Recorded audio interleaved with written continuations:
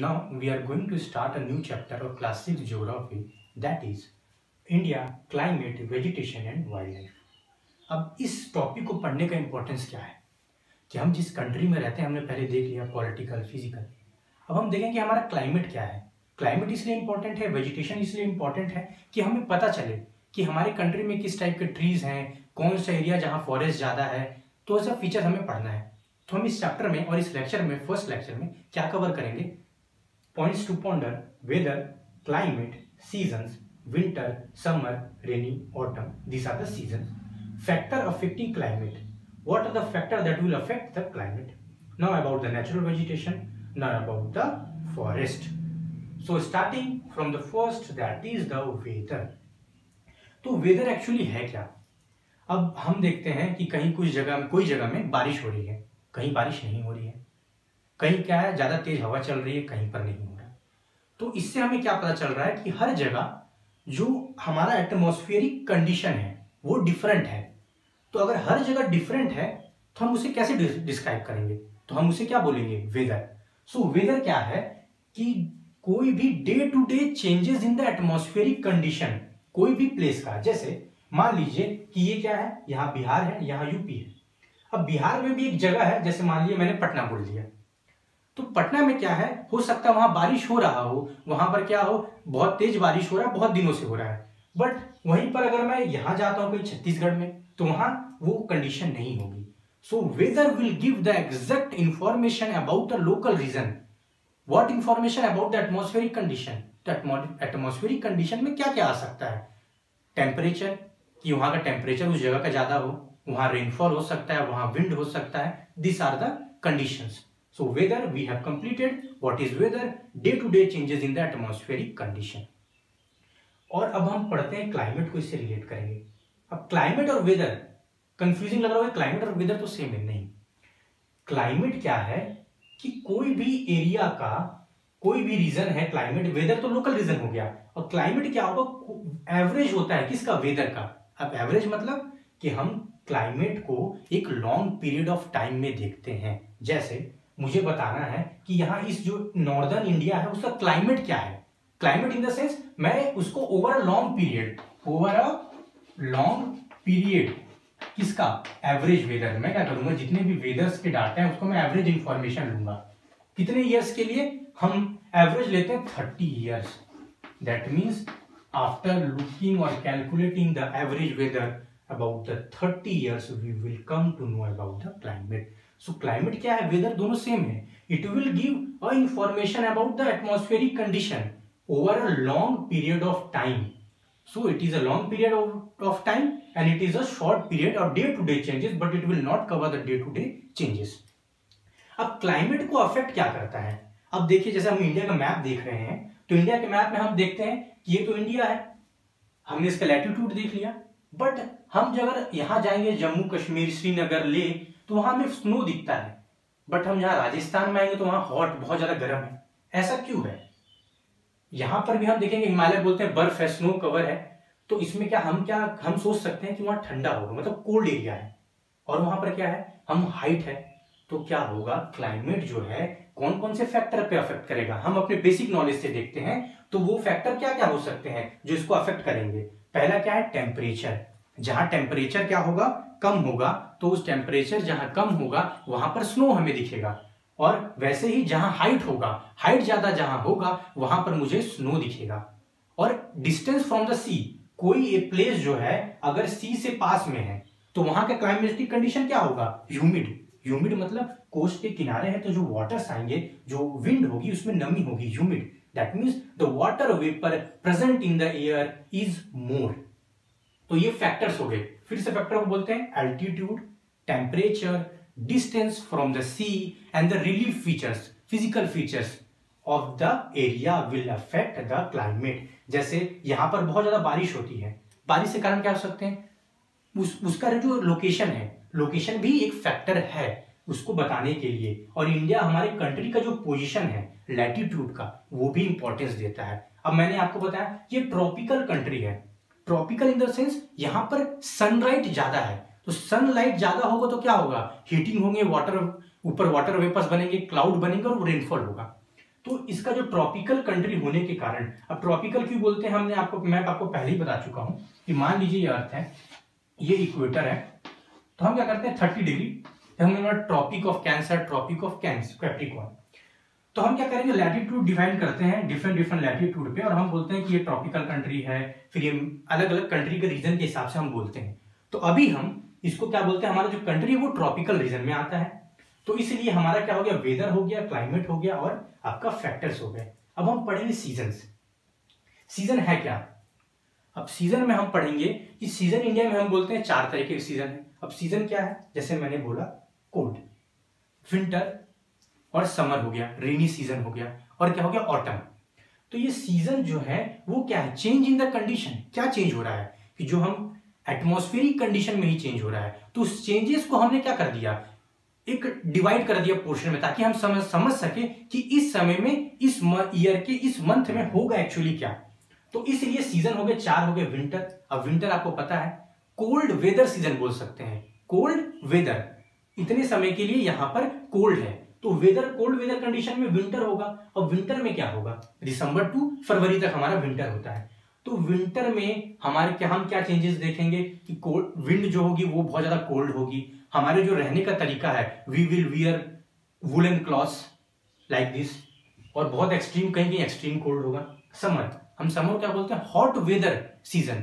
Hot weather that means कि वहां पर क्या होगा, गर्मी, जो टेम्परेचर है वो बहुत ज्यादा हाई होगा, ठीक है। अब टेम्परेचर हाई होने से क्या होगा, हमारे जो क्लॉथ्स हैं वो भी हम चेंज कर लेंगे, ड्रिंकिंग वाटर हम ज्यादा पिएंगे, ठंडे चीजों आइसक्रीम हो गया, ये सब हम इंजॉय करते हैं समर के वक्त में। अब देखिए, बट समर में क्या होता है, विंड, एक विंड है जिसको हम इंडिया में बोलते हैं लू। व्हाट इज लू? लू क्या है, लोकल विंड। फिर से हम क्या करते हैं, एक विंड है वो कोई अगर सीजन में कोई भी पार्ट में अगर कंट्री के ब्लो हो रही है तो हम उसको लोकल विंड बोलेंगे। क्यों? क्योंकि उस कंट्री में कुछ स्पेसिफिक टाइम के लिए वो विंड फ्लो हो रही है, और वो कब फ्लो हो रही है, समर में। तो हम जो समर में जो लोकल विंड फ्लो हो रही है हम उसको क्या बोलते हैं, लू बोलते हैं। जैसे कि हम देखेंगे और सारे विंड हैं, जैसे चिनूक, ये भी क्या है, जैसे चिनूक एक नाम है, चिनूक भी क्या होता है, एक लोकल विंड है दूसरे कंट्री को। तो हम क्या करते हैं, अलग अलग कंट्री के हिसाब से नाम देते हैं, पर हम अपने कंट्री में उसको क्या बोलते हैं, लू बोलते हैं। ये हमारा क्या हो गया, विंटर और समर। रेनी सीजन, अब रेनी सीजन जो है, अब इसको हम इंडिया में जो बोलते हैं हम उसको बोलते हैं साउथ वेस्ट, हम बोलते हैं साउथ वेस्ट, साथ में रहेगा साउथ वेस्ट मॉनसून सीजन।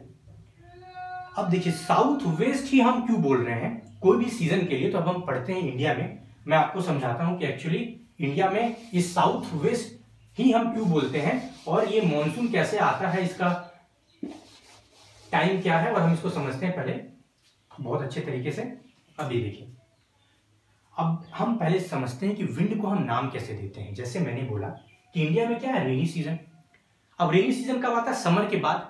जैसे समर में मान लीजिए कोई वाटर बॉडीज हैं, वहां पर सनलाइट के कारण क्या होंगे, हीट अप होंगे। वाटर साइकिल हम पढ़ सकते हैं कि वाटर ऊपर जाएंगे, वेपर के फॉर्म में बनेंगे, क्लाउड बनेगा, और क्लाउड के बाद फिर क्या होगा, वो वाटर जो क्लाउड्स है फिर हम क्या करेंगे, रेनफॉल कराएंगे। अब रेनी सीजन में हम बोलते हैं विंड का इफेक्ट है, मतलब विंड हवा के कारण ही यहां पर हमारे इंडिया में मॉनसून आएगा। तो हम एक टर्म पढ़ते हैं कि हम कोई विंड को नाम कैसे देंगे। तो हम, जैसे मैंने बोला कि south west wind, south west में क्यों बोलूंगा, तो कोई भी विंड, मान लीजिए अभी मैं समझ रहा हूं, ये मान लीजिए विंड है, विंड जहां से ओरिजिन होगी और जहां जाएगी हम उसका नामक्लेचर इसी में करेंगे। तो जहां से वो ओरिजिन होगा, जिस डायरेक्शन से, मैं उसको पहले लिखूंगा, और जहां जाएगी उसको बाद में लिखूंगा। तो मान लीजिए कि विंड है, अब देखिए क्या होता है कि नॉर्दर्न हेमिस्फीयर हो गया, सदर्न हेमिस्फीयर हो गया। हर हेमिस्फीयर में मैंने आपको बताया ड्यू टू अर्थ रोटेशन और कॉरियोलिस फोर्स विंड की डायरेक्शन चेंज होती है। नॉर्दर्न हेमिस्फीयर में कोई भी विंड राइट की तरफ मुड़ेगी, और जब हम सदर्न हेमिस्फीयर में जाएंगे तो कहां मुड़ेगी, लेफ्ट की तरफ। बट हमारा कंट्री क्या है, नॉर्दर्न हेमिस्फीयर में, तो जो विंड है वो किधर मुड़ेगी, राइट की तरफ। अब साउथ ईस्ट वेस्ट मैं क्यों बता रहा हूं, साउथ वेस्ट मॉनसून सीजन इसलिए बोलते हैं कि जो हमारे कंट्री में क्या होगा कि जो मान लीजिए ये क्या है आपका अरेबियन सी, और ये हमारा क्या है, बे ऑफ बंगाल, ठीक है। अब क्या होगा, जो हमारी विंड है वो कैसे फ्लो करेगी, अभी हम समझते हैं। ये विंड इधर से आती है, ये विंड का डायरेक्शन इधर होगा मान लीजिए, ठीक है। तो अरेबियन सी और बे ऑफ बंगाल से भी कुछ, अब क्या होगा, ये जो विंड आएगी, अब विंड क्योंकि ये कोस्टल एरिया सी से आ रही है तो इसकी विंड में जो क्या होगा, वाटर वेपर्स जो होंगे वो बहुत मॉइस्ट, मतलब वाटर वेपर्स का कंटेंट ज्यादा होगा। तो जैसे ही ये आएंगे कहाँ, लैंड, ये क्या है, लैंड सरफेस में। अब देखिए ये डायरेक्शन क्या है, साउथ, साउथ से कोई विंड इधर जा रही है, वेस्ट की तरफ, वेस्ट की तरफ, क्योंकि हमारा जो मॉनसून आता है इंडिया में वो सदर मोस्ट से आता है, पहले वो बोलते हैं केरला को टच करता है, केरला से आता है। तो साउथ से वेस्ट की तरफ वो विंड जा रही है, तो इसलिए हमने क्या नाम दे दिया, साउथ वेस्ट मॉनसून सीजन। क्योंकि विंड का मैंने बताया ओरिजिन का हम नाम देते हैं, तो साउथ मैंने नाम दे दिया, कहां जाएगा, वेस्ट, तो हमने बोल दिया साउथ वेस्ट मॉनसून। अब रेनफॉल कैसे होगा, कोई हवा है, रेनफॉल कैसे कराएगी, तो ड्यू टू क्या होगा कि जैसे ही वो लैंड में आएगा, तो मान लीजिए कोई माउंट, यहां पर हमने रेंज पढ़ा विंध्यास, सतपुरा, यहां पर हमने पढ़ा अरावली रेंज, तो ये रेंज है। कोई भी विंड जब टकराएगी कोई भी माउंटेन से, उसको कोई सब्सटेंस या कोई चीज चाहिए जिससे वो टकराएगी। तो जैसे ही टकराएगी तो वो जो विंड है जिधर टकराएगी, मान लीजिए ये माउंटेन ऐसे आ रहा है, ये विंड इधर से आ रहा है, तो जैसे ही इस एरिया में यहाँ टकराएगा तो यहाँ पर क्या होगा, यहाँ पर रेनफॉल होना स्टार्ट हो जाएगा। विंड क्या कराएगी, इस साइड में रेनफॉल कराएगी। तो जैसे ही माउंटेन से टकराएगी वहां क्या होगा, रेनफॉल। बट जैसे जैसे डिस्टेंस बढ़ेगा तो इस वाटर में, ये विंड में वाटर वेपर कम हो जाएंगे, तो विंड जैसे दूर जाएगी तो वहां पर रेनफॉल क्या हो जाएगा, कम, तो रेनफॉल क्या हो जाएगा, फिर कम हो जाएगा। तो हमने रेनी सीजन पढ़ा। अब ऑटम सीजन क्या होता है, रिट्रीटिंग मानसून। रिट्रीटिंग मतलब वापस, जैसे मान लीजिए ये हुआ आपका मानसून हुआ, अब रिट्रीटिंग मानसून में क्या होगा कि ये मानसून जो विंड है अपनी डायरेक्शन को चेंज करेंगी और वापस लौटेंगी, तो हम उसको कौन सीजन बोलेंगे, उसको हम ऑटम बोलते हैं, और बोलते हैं रिट्रीटिंग मानसून सीजन। तो अब इसमें क्या होगा, जब रिट्रीटिंग होगा तो हम देखेंगे तमिलनाडु और आंध्र प्रदेश में बारिश कराएगा, मतलब ये देखिए अभी ये विंड ऐसे ऐसे जा रहा है, ठीक है, बट यहां तक पहुंचते पहुंचते इसके पास जितने भी मॉइस्चर है वो खत्म हो जाएगा। तो हम क्या देखेंगे, जो इस हमारे दिल्ली जैसे पोर्शन हो गया, वहां पर विंटर में भी क्या होता है, रेनफॉल होता है, तो वो क्या होता है, वो ऊपर के विंड से होता है। दैट मीन्स ये जो विंड का डायरेक्शन है ये डिफरेंट होगा। ये विंटर में ड्यू टू मेडिटेरियन सी और जो उधर से विंड आ रही है, इसका विंटर में जेट स्ट्रीम भी अफेक्ट करेगा और यहाँ पर क्या होगा, रेनफॉल होता है। तो हम उसको हायर क्लासेस में पढ़ेंगे, बट अभी हम समझ रहे हैं कि कैसे विंड आएगा।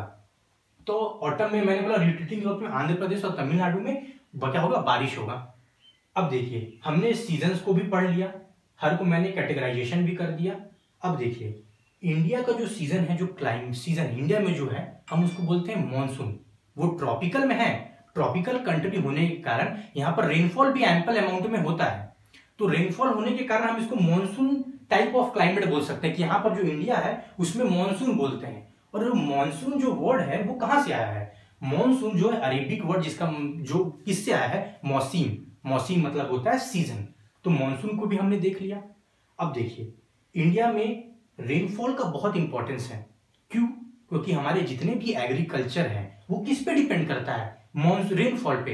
अगर रेनफॉल खराब हो जाएगा तो वहां क्या हो जाता है, पूरे क्रॉप्स हैं जब क्या हो जाएंगे, सब डिवास्टेटेड और खराब हो जाएंगे। तो हमारा जो कंट्री है वो मॉनसून पे भी बहुत ज्यादा डिपेंड करता है। तो ये हमने वेदर, क्लाइमेट, सीजन, ये सब हमने पढ़ लिया, फैक्टर्स अफेक्टिंग। अब देखिए हमने किसको कवर किया, अभी क्लाइमेट, वेदर को पढ़ लिया। अब वेजिटेशन क्या होता है, वेजिटेशन मतलब आप समझ लीजिए कोई प्लांट है, कोई प्लांट एक जगह पे है, ठीक है, तो बहुत ज्यादा अमाउंट में है, तो हम बोल सकते हैं ये इसको वेजिटेशन बोल सकते हैं। तो नेचुरल वेजिटेशन क्या होगा कि कोई भी ग्रास हो गया, ट्री हो गया, श्रब्स हो गए, वो बिना ह्यूमन इंटरफेरेंस के कोई जगह पे ग्रो करते हैं इन अ लार्ज अमाउंट, तो हम उसको क्या बोल देते हैं, नेचुरल वेजिटेशन। और वेजिटेशन क्या होगा, ग्रुप ऑफ प्लांट्स, ये सब को हम क्या बोल सकते हैं, वेजिटेशन, श्रब्स, ये सब क्या है, vegetation. They are natural occurring, then they are known as natural vegetation. So ये क्या हो जाएगा, नेचुरल वेजिटेशन। अब नेचुरल वेजिटेशन में हमारे क्या होंगे, अब वेजिटेशन इंडिया में बहुत टाइप के हैं। वेजिटेशन टाइप मतलब प्लांट के टाइप भी अलग है। जैसे जैसे अगर मान लीजिए आप डेजर्ट पे आते हैं तो यहाँ पर क्या है, आपको क्या मिलेगा, कैक्टस, क्योंकि यहाँ वाटर की कमी है। ट्रीज होंगे यहाँ पर, जो ट्रीज आपको मेघालय में बहुत एम्पल अमाउंट में बहुत हरे भरे चीज दिखेंगे, वो यहाँ दिख सकता है नहीं। तो यहाँ पर हमें क्या दिखेगा, बहुत सारे फॉरेस्ट के भी टाइप होते हैं, डेसिडियस, कॉनिफेरस हम पढ़ेंगे। तो जो वेजिटेशन है वो किस पे अफेक्ट कर रहा है, क्लाइमेटिक कंडीशन पे, हाइट पे भी डिपेंड करेगा। अब ऊपर जाएंगे स्नोफॉल है तो वहां पर क्या होगा, जो ट्रीज का शेप है वो चेंज हो जाएगा। और जैसे ही हम यहाँ नीचे आएंगे तो वहां पर ग्रीन फॉरेस्ट, एवरग्रीन फॉरेस्ट भी हमें मिल सकता है। तो अलग अलग क्लाइमेटिक कंडीशन पे भी नेचुरल वेजिटेशन चेंज होगा। इसलिए इस चैप्टर में क्लाइमेट के साथ वेजिटेशन को हमने क्या किया, ऐड किया। अब नेचुरल वेजिटेशन हो गया। अब नेचुरल वेजिटेशन के बाद हम जाते हैं फॉरेस्ट, क्योंकि प्लांट से ही तो है फॉरेस्ट। अब देखिए फॉरेस्ट क्या है। अब जो फॉरेस्ट है वो इंपॉर्टेंट क्यों है हमारे लिए, क्यों कि अब देखिए जो हम लीव कर रहे हैं, ब्रीथ कर रहे हैं, हमें क्या चाहिए, ऑक्सीजन। और जितने ज्यादा प्लांट होंगे उतना क्या होगा, ऑक्सीजन हम जो ले रहे हैं वो हमें ऑक्सीजन मिलेगा। बट दूसरा एडवांटेज क्या है, जो हम कार्बन डाइऑक्साइड निकाल रहे हैं आफ्टर ब्रीदिंग, वो कार्बन डाइऑक्साइड को कौन अब्जॉर्ब करता है, प्लांट्स। तो प्लांट्स जब कार्बन डाइऑक्साइड को अब्जॉर्ब करेंगे, photosynthesis in the presence of sunlight, वो अपना फूड बनाएंगे। तो इससे क्या होगा, CO2 भी अब्जॉर्ब होगा, हमें ऑक्सीजन भी एम्पल अमाउंट में मिलेगा। और क्या होगा, जहां जहां प्लांट ज्यादा होंगे सॉइल इरोजन को वो अवॉइड करेगा। व्हाट इज सॉइल इरोजन, कि flowing away of the soil from any area due to the wind भी हो सकता है, फ्लड्स हो सकते हैं उसके कारण। तो जहां फॉरेस्ट रहेगा, जहां प्लांट्स है, मान लीजिए कोई प्लांट है, तो प्लांट के जितने रूट्स होंगे वो क्या करते हैं, सॉइल को क्या करते हैं, अपने पास बाइंड करके रखते हैं। तो जो कोई भी मेथड में सॉइल इरोजन नहीं होगा। और दूसरा पॉइंट, हमें टिम्बर, फर्नीचर के लिए, फूड हो गया, हनी हो गया, वाइल्ड लाइफ के लिए क्या, ये होम है, शेल्टर फॉर वाइल्ड एनिमल्स, ये एनिमल्स के लिए भी क्या काम करेगा, होम का काम करेगा। तो ये भी हमारे लिए इंपॉर्टेंट है। तो ये भी हो गया। अब हम क्या पढ़ना चाहेंगे कि इंडिया में मेघालय है, ये मेघालय एरिया है, ये मेघालय हो गया, असम, ये मेघालय। सबसे ज्यादा रेनफॉल पूरे वर्ल्ड में मेघालय में एक रीजन में होता है। उस जगह का नाम है मौसिनराम। उस जगह का नाम क्या है, मौसिनराम। उस जगह पे सबसे ज्यादा वर्ल्ड में रेनफॉल होता है, जिसे हम बोलते हैं Mawsynram. It is in Meghalaya. अब देखिए हम रेनफॉल को कैसे नापते हैं, मतलब मेजर कैसे करते हैं, वो सेंटीमीटर में बोलते हैं। हम बोलते हैं 25 सेंटीमीटर यहाँ रेनफॉल है, मतलब ये क्या है, ड्राई एरिया। कहीं हम बोलते हैं 100 सेंटीमीटर है, ठीक है। तो सेंटीमीटर में हम कैसे नापते हैं, हम क्या करते हैं, इसके लिए टूल्स आते हैं, हम उसको नेक्स्ट क्लास में या हम एक सेपरेट लेक्चर में पढ़ेंगे।